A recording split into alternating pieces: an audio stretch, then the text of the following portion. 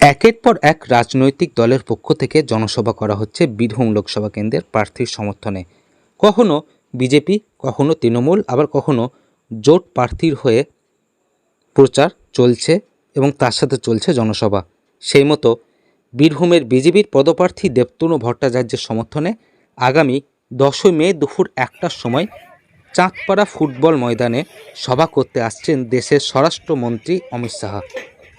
সেই মতো আজ বীরভূম সাংগঠনিক জেলা সভাপতি ধ্রুব সাহা, দুর্গাপুর বিধানসভার বিধায়ক অনুপ সাহা ও রাজ্য কিষাণ মোর্চার সাধারণ সম্পাদক মাননীয় অরূপ পুলক চট্টোপাধ্যায় সহ জেলা নেতৃত্বরা বীরভূমের রামপুরহাট থানার চাকপাড়া ফুটবল ময়দানে মাঠে পরিদর্শন করেন।